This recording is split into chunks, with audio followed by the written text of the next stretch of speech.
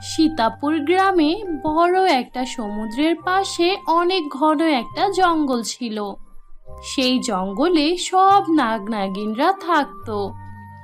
সেই জঙ্গলেই সোনালী নামের একটি নাগিন ছিল।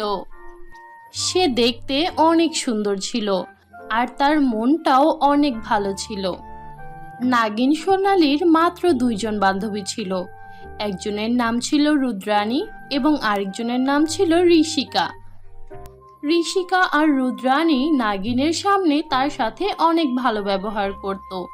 তার অনেক ভালো বন্ধু হওয়ার অভিনয় করত, কিন্তু সে তাদের থেকে একটু দূরে গেলেই তার নামে বদনাম করত।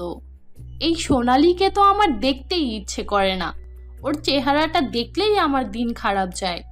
হ্যাঁ, তুই ঠিকই বলেছিস। ও সব সময় ভোলা ভালা হয়ে থাকার অভিনয় করে। ওর মতো নাটকই আমি আমার জীবনে একটাও দেখিনি।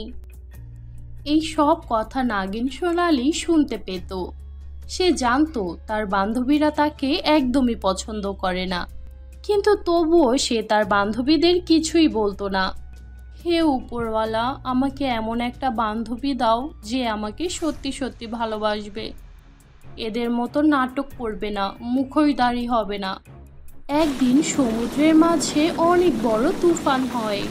তুফানে সব গাছ ভেঙে যায়, সমুদ্রের পানি উলট পালট হয়ে যায়। পরের দিন সকালে নাগিন সোনালী আর তার দুই বান্ধবী সমুদ্রের কিনারে যায়। তারা সেখানে যাওয়ার পর একটি জলপরীকে পড়ে থাকতে দেখে। আরে, ও তো একটা জলপরী। হয়তো কাল রাতের তুফানের কারণে সমুদ্রের ভেতর থেকে বাইরে বেরিয়ে এসেছে। আমাদের উচিত ওকে সাহায্য করা। তোমরা কি আমাকে একটু সাহায্য করবে? চলো আমরা তিনজন মিলে ওকে সাহায্য করি। না না, এখন আমার অনেক কাজ আছে, আমি যাচ্ছি, তুমিই ওর সাহায্য করো। এই ঋষিকা, তুই আমার সাথে যাবি? হ্যাঁ, আমিও তোর সাথে যাব, চল। বান্ধবীদের এমন আচরণে নাগিন সোনালী অনেক কষ্ট পায়। তারপর একাই জলপরীকে তুলে পানিতে দেয়। পানিতে পড়ার সাথে সাথে জলপরী সুস্থ হয়ে যায়। তোমাকে অনেক অনেক ধন্যবাদ, তুমি আমার জীবন বাঁচিয়েছো। বলো, তুমি আমার কাছে কি চাও? তুমি আমার কাছে যা চাইবে আমি তোমাকে তাই দেব। জলপরী, তুমি কি আমার বন্ধু হবে? হ্যাঁ, আজ থেকে আমরা বন্ধু। এরপর তাদের দুইজনের মাঝে অনেক ভালো বন্ধুত্ব তৈরি হয়। নাগিন সোনালী প্রতিদিন জলপরীর সাথে দেখা করার জন্য সমুদ্রের কাছে যেত। তারপর তারা অনেক গল্প করত। এইভাবেই তারা অনেক ভালো বন্ধু হয়ে ওঠে। এইভাবেই একদিন নাগিন সোনালী আর জলপরী কথা বলছিল।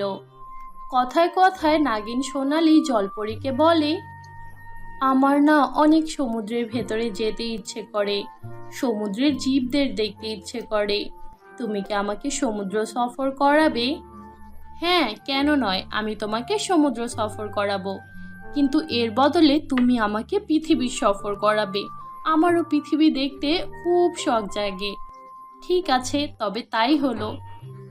তারপর নাগিন তার জাদু শক্তি প্রয়োগ করে জলপরীকে মানুষ বানিয়ে দেয়। এরপর জলপরীকে পুরো জঙ্গল ঘুরে দেখায়। জলপরীর সাথে তার বান্ধবীদের পরিচয় করিয়ে দেয়। সোনালীর বান্ধবীরা সোনালীকে আর জলপরীকে এইরকম ঘনিষ্ঠ হতে দেখে অনেক হিংসা করে। তারা মনে মনে পরিকল্পনা করতে থাকে কিভাবে তাদের বন্ধুত্ব নষ্ট করা যায়। তো বন্ধুরা, তোমাদের কাছে কি মনে হয়, তারা কি আসলেই ওদের বন্ধুত্ব নষ্ট করে দেবে নাকি পারবে না? অবশ্যই কমেন্ট বক্সে কমেন্ট করে জানাও।